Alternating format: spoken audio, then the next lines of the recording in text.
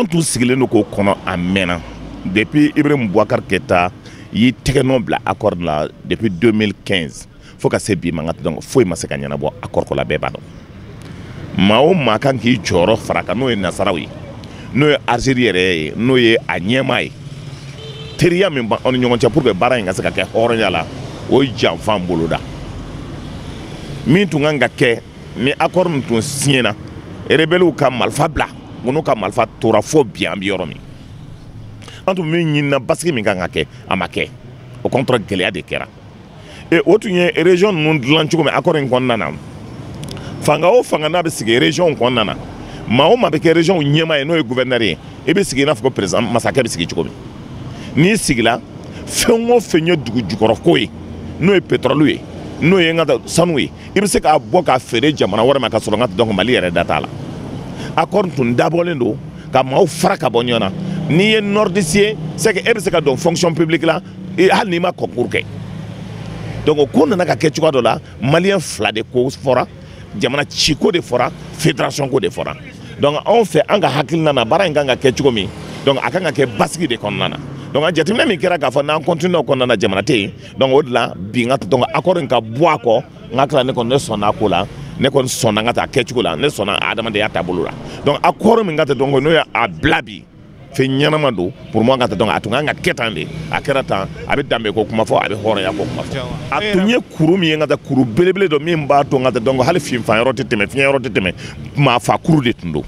min b'a to jamana ko tun bɛ ban min b'a to adamadenya tun bɛ ban min b'a to jamana tun bɛ ci jamana min n'an b'a fɔ jamana kelen don hakilina kelen don taabolo kelen don yeko kelen don o tun banna ko la donc jamana kɛra jamana caman ye ou n ka taa région bɛɛ la i bɛ jateminɛ kɛ n ka taa donc a kɛra président kelen de sigilen b'a kɔnɔna na donc o ye président caman de ye Mali min n'an b'a fɔ ko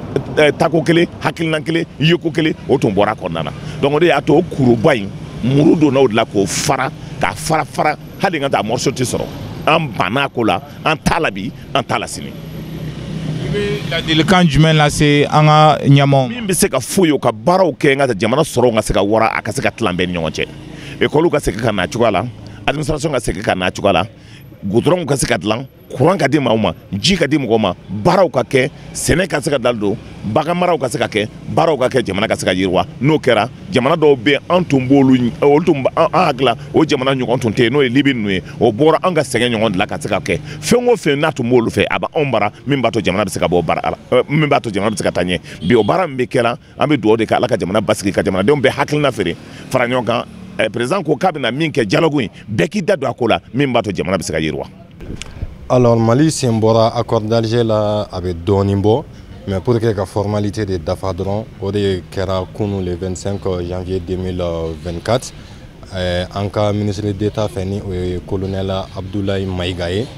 Mali ka sen bɔ accord d'Alger la o de tun ye anw ka laɲini anw de kɛra maa fɔlɔ minnu ye gazi sama accord d'Alger kɛlɛli la c'était sous IBK an y'a yir'o la noir sur blanc k'a fɔ jamana in an b'an yɛrɛ sugu dɔn an b'an yɛrɛ dɔn an bɔra minnu na an b'o olu dɔn ni min sɛbɛnnen filɛ nin ni an bɛ kuma o kuma fɔ an bɛ dalilu di ka fara a kan ministre des affaires étrangères min bɛ yen bi a kɛra o de tile la o de kɛra accord ni boliboli kɛbaga ye bɛɛ y'a ye donc a ye kuma dɔ fɔ kuma daminɛ kuma la fɔlɔ a ko accord in ye confidentiel ye min b'a jira k'a ko maliyɛnw tun man ka bɔ a kɔnɔ ko kalama an ko ko anw ye maliyɛnw an ye kalan kɛ Mali de kɔnɔ yan nɔ anw ka kalan nafa tɛ kɛ fu ye dugukolo sanfɛ fo ka an kɔ garanti parce que an ye dɔw de kɔ ye minnu anw sɔrɔ u tɛgɛ kɔnɔ ka anw former politiquement o kɛra Amadu Jikɔrɔni ye a ye sira min jira anw na bi de a su bɛ fɛn Amudalayi cimetière la bi hali sɔgɔmada n'an taara fo ka taa jira a la a ka halala ye a y'an dɛmɛ fɛn min kan bi de an y'a tiɲɛ yɛrɛ yɛrɛ ye donc a y'an kalan accord kɔnɔna ko minnu kan a don ma Abdoulaye Diop ye kanto an ma ko accord d'Alger ale nana sɔrɔ a ka bureau kɔnɔ ale ma consulter en tant que ministre des affaires étrangères mɔgɔ si ma na ale nɔfɛ ko ka accord in fɛsɛfɛsɛ ou bien k'an ka bɛn fɛn dɔ kan ko ka accord sɛbɛn donc ni o ma kɛ depuis yen nɔ an b'a dɔn k'a fɔ jama niyɔrɔ dumuni ni e kelen ko ko e bɛ o dilan ko ka n'o di bɛɛ ma ni janfa ko t'i kɔnɔ ko wɛrɛ kɔni ko b'i kɔnɔ donc u y'o min boloda ka na anw ka jamana contre la an y'a yira bɛɛ lajɛlen na k'a fɔ nin ma ɲi an ka Mali ma nin tɛna ɲɛ an ka Mali ma parce que siya woloma de b'a kɔnɔ siya dunan dɔ ta tɔgɔ ma kɛrɛnkɛrɛnnenya la parce que k'olu ye marifa ta ka na jamana kɔnɔ ko dɛmɛbaga b'o la n'o dɛmɛbaga ye faransi ye n'o dɛmɛbaga ye amérique ye n'o dɛmɛbaga ye arabu jamanaw ye n'o dɛmɛbaga ye algérie n'o dɛmɛbaga kun ye président min fana bɛ fɛn kunna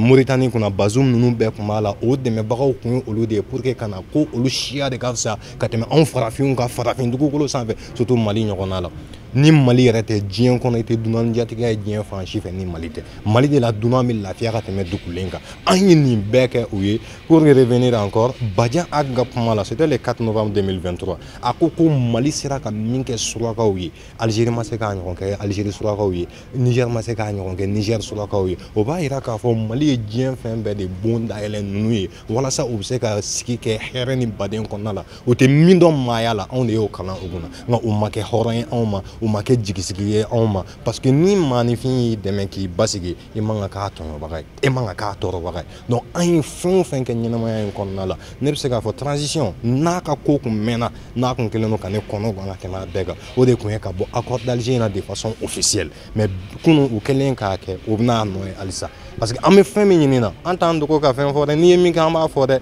ni an ye min f'i ye an dalen don o la wa an b'i dɛmɛ o kan ɲuman don fana an dalen don o la mais n'i ye min kɛ n'a ma ɲɛ fana an faso de don dɛ maa man kɛ maliyɛn dɛ wa anw m'olu kɛ maliyɛn dɛ wa chance min y'o kɛ Mali président ye bi o k'a dɔn k'a fɔ ko o gulonnen don jamana kɔnɔdenw de la ni jamana kɔnɔdenw tɛ bi n'olu ka wulikajɔ kun tɛ bi foyi kun tɛ se ka ɲɛ sɔrɔ n'olu ka muɲu ni sabali tɛ bi parce que u ɲɛ b'a la tiɲɛ yɛrɛ k'a fɔ Asimi ninnu bɛ ka diɲɛ fɛn o fɛn kɛ bi a bɛɛ dabɔ kun ye jamana in bɛ se ka lafiya cogo min jamana in bɛ se ka hɛrɛ sɔrɔ cogo min na o de y'a to an y'an dayɛlɛ an seko ye fɛn o fɛn sur le terrain an fɛ mɔgɔw la an b'a bɛɛ lajɛlen mobiliser davantage u bɛ se ka min kɛ u k'a kɛ ni kɔnɔnajɛlenya ye u ka se k'a kɛ ni jigisigi ye cogo min na ni accord d'Alger min bɔlen filɛ nin ye nin de ye Mali yɛrɛ ma hɛrɛ parce que Mali tun bɛ jɔnya juru de kɔnɔ accord in de tun ye Mali kɛ jɔn ye a sɛbɛnnen don a kɔnɔna la ko Mali dɔfɔ kun kan ka yɛlɛ n'o ye Mali histoire ye k'a kɛɲɛ ni siya woloma ye ka siya dɔ ta a tɔgɔ ma k'o kan ka fisaya ka tɛmɛ Mali siya tɔ bɛɛ kan wa o siya min kun talen don a tɔgɔ ma a kun yiralen don k'a fɔ jamana fan kun kan ka tila de 2/3 sigiyɔrɔma 3 la 2 de kun kan ka di minnu kun ye marifata n'u olu kun bɛ ka ko olu ye surakaw ye k'u bɛ ka kɛlɛ min kɛ k'a dabɔ k'u ka surakaya de sankɔrɔ ta jamana la jamana min suraka ka ca komi k'u maralen don finmanw fɛ donc ni o kuma fɔra ko ka tila k'a kɛ hɛrɛ o hɛrɛ mana bɔ o kɔrɔnfɛn yan fɛ kɔgɔdugu yan fan in fɛ o hɛrɛ ye olu surakaw dɔrɔn ta ye donc anw fana ka yan fan tɔ ni min bɛna to donc anw bɛ hɛrɛ o hɛrɛ sɔrɔ ni an ye budget national ta cette fois ci an ka budget tara fɔ 3000 milliards la o 30% kun bɛ ta k'o di suraka ninnu ma u k'o dun u sagoya la o fana kɔfɛ tuguni n'an bɛna mɔgɔ ta fonction publique la ou bien n'an bɛna tali kɛ diɲɛ fɛn o fɛn na olu ka caya anw ka yan tata la ka tɛmɛ bɛɛ kan mais yenfɛla b'o olu dɔrɔn de bolo mais yan ta fana olu de ka considérer yan ka tɛmɛ bɛɛ kan tuguni n'o kɛra jamana kɔnɔ jamana tɛ yen bilen ni jamana kɛra ko min ka siya dɔrɔn de ye tanga ye i ye jamana de tiɲɛ o parce que nous sommes un peuple nous ne devons pas oublier le sens même des mots que nous utilisons parce que la devise du Mali est claire là-dessus un peuple un but une foi anw de ye kelen ye siya ko tɛ brassage ethnique min Mali la a tɛ diɲɛ fan si o de ye maaya yɛrɛ sinsinna ye o de ye maaya jalan ye donc ni dunanw nana ko u bɛna an bɔ o kan ko ka olu suit bɛɛ y'a ye sisan Asimi tile la ka ko tubabu ti wara ye suya fɛn tɛ et puis u tɛ kodɔn ka tɛmɛ finman kan o y'a ye anw kɛra anw yɛrɛ fɛ anw kɛlen anw yɛrɛ fɛ o de ye bɛɛ ɲɛ dayɛlɛ bi Mali bɛ niveau dɔ la mɔgɔ si kun sigilen tɛ n'a ye maa minnu kun kalan n'o ye intellectuel n'u kun b'an lasiran kuma bɛɛ k'a fɔ an tɛ se ka faransi kɛlɛ an m'an ka faransi kɛlɛ sinon a kɔlɔlɔ bɛ juguya mais bi olu bɛ min u ye kalan sugu jumɛn kɛ olu ye anw nin ye wa u y'a dabɔ anw lafiya de kama wa u y'a dabɔ ko anw bɛ min ɲini na o ka sɔrɔ wa ne kɔni ka faamuya la o tɛ parce que n'i b'i faso fɛ i tɛ se k'i ka faso jama labila dunanw ye n'i b'i faso fɛ i tɛ se k'i ka faso jama lasiran dunanw kama pour que dunanw k'u sago sɔrɔ i fana ka dɔnni sɔrɔ olu fɛ pour que toujours aw ka to ɲɔgɔn bolo mais jamana fanba ka to degun kɔnɔ Asimi ninnu ko k'o de banna jamana fanba sɛgɛnbagatɔw de don mais dɛsɛbagatɔw tɛ dɛ maliyɛn de nature fugari tɛ an bɛ baara kɛ an bɛ 20 ni 10 min sɔrɔ an yɛrɛ an b'o an bɛrɛ bɛn o de ma k'o kɛ k'an ka sɔrɔw kɛ parce que minnu kun nana ni politiki wɛrɛ minnu ye o ye politiki kɛ de n'o olu minnu kalannen don ou bien minnu kun bɛ régime kɔnɔ donc olu ka cercle ni dɔrɔn wari kan ka kɛ olu dɔrɔn ka bonda la a kana kɛ mɔgɔ si ka bonda la bɛɛ ka to wo waati ni kuleba fu la an y'a ye k'a fɔ ko jaa ko wari ani waritigi ani intellectuel ani expert ani minnu ko k'u ye savant ye politique mɔgɔw la an y'a ye k'a fɔ ko jaa ko an bɛ se ka wari to u bolo ko k'u kɛlɛ ni an y'an tilen tiɲɛ kan mais anw selen filɛ ne ka nin min kɛ nin ye bi ka accord d'Alger in kɛlɛ kɛ n y'a f'i ye cogo min na k'a daminɛ depuis projet don depuis mɔgɔ tɛ dugukolo sanfɛ Mali kɔnɔ yan min bɛ k'a kɛlɛ anw de y'a kɛlɛ daminɛ wa an dalen kun don a la wa an continuera a la fo ka na se bi ma bon à partir d'aujourd'hui accord ko kuma de banna pewu an bɛna don sira wɛrɛ minnu fɛ o de ye ka comment consolider maintenant les acquis de cette transition et comment développer notre société parce que jamana mana kɛ ni kɛlɛ bɛ yen nɔ o ye tiɲɛ kɛlɛ bɛ ban nin kun ye kɛlɛ kun ye donc ni nin bɔra yen pewu sisan jamana ka yiriwa o de bɛ kɛ objectif premier ye sisan donc yiriwa bɛ kɛ ni jumɛn fɔlɔ ye ka maanifɛnw organiser k'a yira u hakili la a ye jɔnya miirina bɔ aw kunkolo kɔnɔna la parce que u kun y'a ɲini anw ka to jɔnya de la n'i tora jɔnya la diyagoya tɛ se ka fɛn ɲini i yɛrɛ diyagoya i yɛrɛ b'a f'i yɛrɛ ma k'i ni hɛrɛ man kan ni maa min y'a bila yɛrɛ kɔnɔ k'e ni hɛrɛ man kan k'e bɛ lahara kɔnɔ alors que diɲɛ hɛrɛ a dara diɲɛ de kama dɛ wa lahara hɛrɛ fana dalen don lahara de kama wa diɲɛ hɛrɛ de b'a to i bɛ lahara hɛrɛ sɔrɔ donc n'an b'o ɲinini na an ka hakilina kɛ kelen ye an ka nin transition nin k'a dɛmɛ tiɲɛ kan nkalon tɛ dɛ n ko an k'a dɛmɛ tiɲɛ kan ni min ma faamu o ɲininkali bɛ kɛ wa ni min tilennen tɛ fana an bɛ se k'a fɔ fɔcogo la a bɛ se ka faamu cogo min na walasa a bɛ se ka kɛ an bɛɛ lajɛlen ma dɛmɛ ye a bɛ se ka kɛ an ma lafiya a bɛ se ka kɛ an ma jigisigi parce que an b'an faso de kɔnɔ yan donc fɛn min tun bɛ fɛ k'o fɔ accord d'Alger la nin ye hɛrɛ de ye an ma tɔɔrɔ t'a kɔfɛ tɔɔrɔ kelen min bɛ se ka k'a kɔfɛ ni anw yɛrɛ saliyara bon n'an saliyara fɛn min bɛ da an kan depuis ala k'an da an ma deli ka min ɲɔgɔn donc sunɔgɔ de banna k'a fɔ k'an b'an sigi k'an bɛ mɔgɔ wɛrɛ de kɔnɔ k'o bɛna an ka jamana yiriwa an ye o de banna pewu donc anw de b'an jɔ an jɔyɔrɔ la sisan ninnu bangera o somɔgɔw fɛ cogo min anw m'a fɛ cun ka bɔ sanfɛ dɛ an bɔra minnu na olu de ye diɲɛ tu tigɛ olu ye diɲɛ tu tigɛ ka diɲɛ basigi ka tila ka na ni sababu ye sababu min bɛ se k'a to maaya bɛ ja maaya bɛ yiriwa ka taa diɲɛ fan tan naani bɛɛ fɛ anw ni olu dunnaw nana tilegandire fɛ ka k'u bɛna anw tɛgɛ bɔ anw faso la n'i ma wuli ka kɛlɛ kɛ i nin yɔrɔ nɔfɛ a fɛn min t'i ta ye n'i ko k'i bɛ kuma o la laban tɛgɛ bɛ su i ɲɛ la dɛ. D'abord an bɛ an ka jamana ɲɛmɔgɔw fo u ka nin décision in tali la u ka nin miiriya in tali la parce que munna a bɛ san jan bɔ depuis accord d'Alger bɛ signé waati min na société civile notamment jamana kɔnɔdenw y'a jira k'a fɔ k'u tɛ accord ko la ko parce que accord in bɛna ni dan de sigi an ka jamana la et puis a bɛna an ka jamana fara de anw yɛrɛ y'a considéré k'a fɔ ko papier hygiénique de don donc bi ni jamana ɲɛmɔgɔw y'a décidé k'a fɔ ko an ka bɔ o accord in kɔnɔna la an b'u fo waleya de la bon u bɔra kun min fɛnɛ la o de ye ka kɛ ni Algérie ka action ye an kɛrɛfɛ jamana min bɛ yen n'a tɔgɔ ko Algérie o bɛ ka ko minnu kɛ ka ɲɛsin an ka jamana ma a tɛ teriya ko fɔ a tɛ sigiɲɔgɔnya ko fɔ donc o bɛnɲɔgɔnya minnu bɛ yen nɔ an ni ɲɔgɔn cɛ Algérie kan ka wele k'a bila a k'o bonya parce que munna anw ma baga Algérie ma an ma Algérie dɔgɔya accord ɲɛmɔgɔya dilen don a ma o ye tiɲɛ ye mais o t'a jira k'a fɔ k'a ka fan dɔ dɛmɛ fan dɔ kan donc o miiriyaw kɔnɔna la ani a bɛ ka hakilina minnu ta ka ɲɛsin an ka jamana kɔnɔ ɲɛmɔgɔw ka hakilina talen ma hakilina minnu bɛ jamana kɔnɔdenw ka laɲini ko fɔ hakilina minnu bɛ jamana ka farabaliya ko fɔ hakilina minnu bɛ jamana ka kelenna n'a ka dɛnɛrɛya ko fɔ donc ni Algérie ko k'ale bɛ opposé olu la ne bolo nin y'a kuma ye an ka jamana ɲɛmɔgɔw kun ka nin décision ta k'a fɔ k'u ka bɔ nin accord falasi in na jamana kɔnɔ ɲɛmɔgɔ an ka jamanadenw yɛrɛ bannen don min na depuis 2015 a ma signé.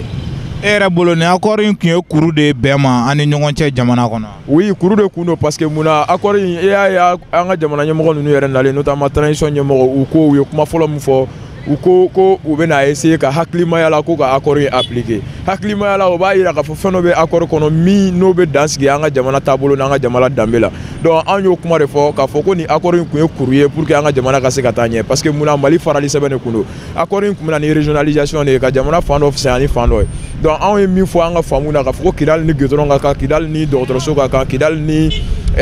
écoleso ka kan Bamakɔ n'a ka kan au même titre Kaye n'a ka kan donc o gun kɔnɔna la n'an taara o gun kan an b'a fɔ ko o ka ɲi mais ni a fɔra ko ka Kidali mara kalifa Kidalikaw ma ko ka Bamakɔ mara kalifa Bamakɔkaw ma o tuma nafa jumɛn bɛ président la o tuma nafa jumɛn bɛ jamana la o la donc Mali devise de ye ko un peuple un but une fois donc o devise in kɔnɔna la n'i y'o lajɛ dɔrɔn i b'a ye k'a fɔ ko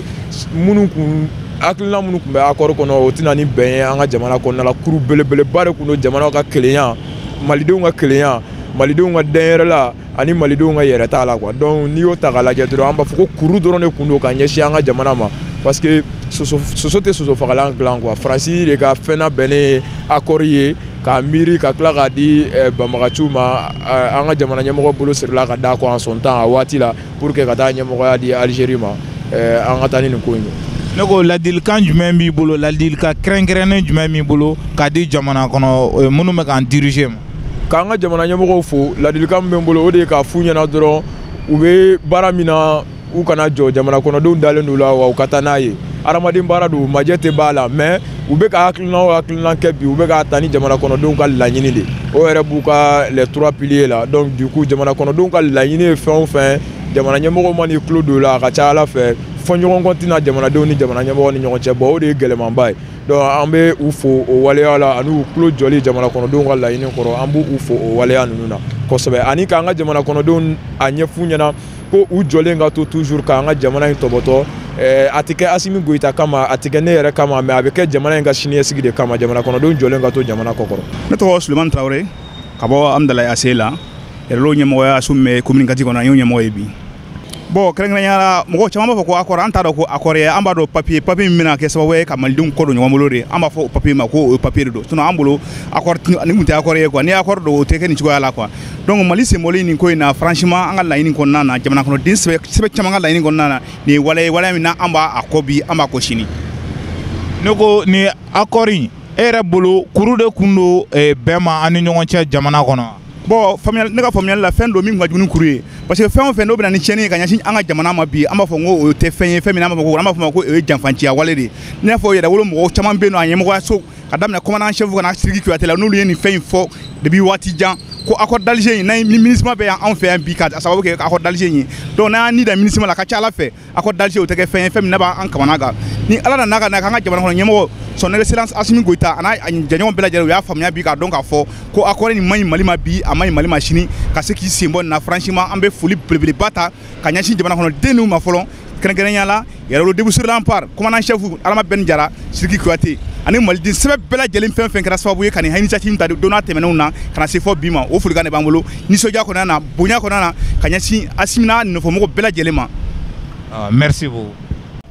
An sɔgɔma ne tɔgɔ ye Jérémy Dolo ye ne ye CDM ka kumalasela ye donc bi aw nana an baara kan anw ɲininka Mali accord ko kan parce que accord ye fɛn min ye nin diyara maliyɛnw ye le fait que a bɔra a ma a diyara maliyɛnw mun na ne ko a diyara maliyɛnw ye parce que ni si mina tɔmɔminɛ kɔnɔ si tɔmɔna tɛna biri ka si tɔmɔ maliyɛnw ye nin laɲini bi tɛ ko accord in tɛ ko ɲuman ye maliyɛnw ni ɲɔgɔn cɛ n'a n bɛna aw ɲininka kuma kelen na k'a fɔ ko i yɛrɛ ka du kɔnɔ e denw ka na e fɛ k'a fɔ a baba an ka accord signé an ka papier dɔ signé e ni ne cɛ ko ɲuman tɛ. Ko ɲuman tɛ jamana in ye kelen de accord man ka ye accord bɛ se ka ye jamana ni jamana wɛrɛ mais jamanadenw ni ɲɔgɔn cɛ accord ne bɛ fɛn kelen min dɔn jamanadenw ni ɲɔgɔn cɛ fɛn kelen bɛ se ka kɛ o de ye jamana sariya ye o de ye jamana sariya sunba ye bɛɛ b'o bonya o bɛ Mali la ka ban donc fɛn wɛrɛ nafakun t'a la ko accord ka k'a la donc accord ye fɛn min don Mali ye accord in signé ka to lahala min kɔnɔ an bɛɛ b'a dɔn parce que ni marifatigi nana ka fɔ karisa a i k'i den kelen di an ka taa n'a ye ni ma farati a bɛ i ka den e faga. Donc a ɲɛ ye mun ye i bɛ den kelen d'a ma mais a ma jigin kɔnɔ a ko ma jigin kɔnɔ i kɔni y'a kɛ de siranɲɛ ko caman kama donc Mali ye accord signé lahala min kɔnɔ an bɛɛ b'a dɔn accord fana nana yɔrɔ min na accord daminɛ don Burkina kun ye médiateur don ka bɔ Burkina ka taa Algérie an t'o dɔn a taara cogo an t'o dɔn u ye accord yɛlɛma kɛ accord d'Alger donc avec tout ça fɛn min b'a kɔnɔ an kun b'a dɔn a kun tɛ Mali ta ɲɛ an y'a faamu a mɛnna depuis accord bɔra gafe kɔnɔ ka yira maliyɛnw na k'u ka taa accord kalan k'u ka taa accord maliyɛnw wulila maliyɛnw damadama wulila ka fɔ accord in fɛn nɔgɔlen don a tɛ se ka réaliser a tɛ se ka kɛ Mali la a waleyali tɛ se ka kɛ parce que mɔgɔ dɔw tɛ se ka wuli n'i ko ko ka wuli bɛɛ bɛ wuli o parce que Mali nord bɛ Mali sud bɛ Mali centre bɛ Mali ouest bɛ Mali est bɛ ni bɛɛ ka wuli k'a fɔ ko accord ka signé o ma jamana ye jumɛn de ye o kɔrɔ jamana ye tilara donc mɔgɔ min wulila ko ka accord signé anw ni ɲɔgɔn cɛ an b'a dɔn n'aw ye jamana kɔnɔdenw ye a ye na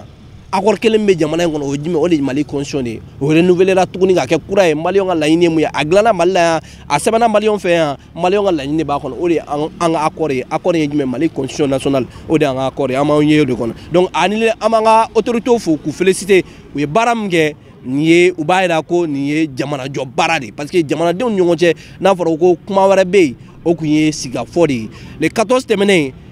journée de souveraineté retrouvée président bɔra ka kuma maliyɛnw bɛɛ ye ko maliyɛnw yɛrɛ dama ka kuma pour que an ka se ka bɛn a la mɔgɔ wɛrɛ tɛ se ka bɔ Mali kɔ kan i m'a faamu k'a ye bɔ yɔrɔ wɛrɛ k'i bɛ Mali kuma kɛ ka tɛmɛ maliyɛndenw kan i tɛ se ka Mali dɔn ka tɛmɛ maliyɛndenw kan maliyɛndenw de bɛ Mali dɔn an de bɛ se ka sigi ka fɔ an de bɛ an ka ɲɔgɔn ka kan mɛn anw de ye faw kelen anw de ye ba kelen anw de bɛ se ka fɔ ka bɛn k'a la donc président ye hakilina ye jumɛn ye a ko an ka kuma anw ni yɛrɛ dama an ka ja a la an ka fɛn kɔrɔ min bɛ yen dabakɔrɔ o fɛn kɔrɔ min an k'o don dugukolo duguma kɛlɛ tɛ yen bilen anw ni ɲɔgɔn cɛ k'o banna donc ne bolo ni accord filanan min kan ka ye Mali la o ye dialogue intermaliyɛnw de ye ka maliyɛndenw ka sigi a kuma u ka bɛn a la u ka bɔ ni gafe dɔ ye gafe min b'a la k'anw bɛnna la o de ye an ka accord ye an b'a ye o de kɔnɔ o ye président ka kuma ye an bɛn'o waleya a tɛ mɛn ni Ala sɔnna. Merci. Merci.